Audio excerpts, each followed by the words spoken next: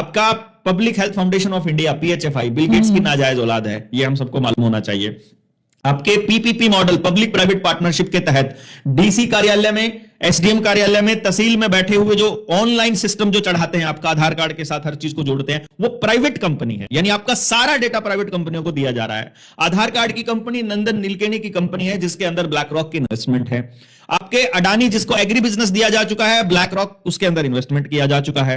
अडानी के जितने भी रिटेल का कारोबार है, जितना तेल का कारोबार है, उस सारी का मालिक वही रॉथस्चाइल्ड रॉकफेलर बैठे हुए हैं।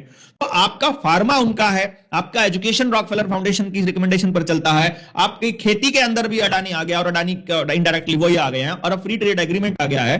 तो आपका अपना उत्पादन क्या है? आपके घर में खाट बनती हो, फर्नीचर का आता हो, बिजली का आता हो, इलेक्ट्रॉनिक का आता हो, इलेक्ट्रिसिटी का आता हो, ऑटोमोबाइल का आता हो, तेल पेट्रोल डीजल का आता हो, जूता कंपनी आपकी अपनी हो, ट्रैक्टर कंपनी आपकी अपनी हो, गाड़ी कोई आपकी हो, कोई टायर आप बनाते हो, कोई भी टेक्नोलॉजी का पेटेंट आपके पास नहीं है।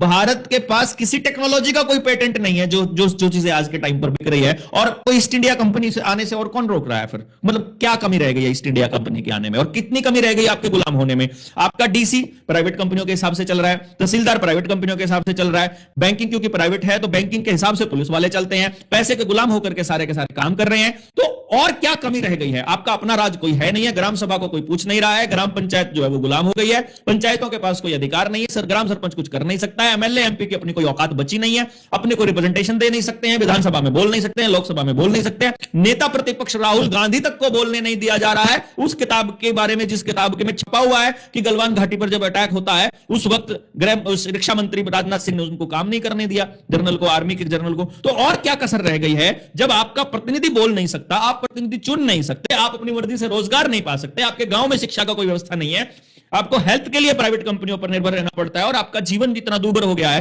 क्या कसर रह गई है बताइए? आपकी क्या व्यवस्था है?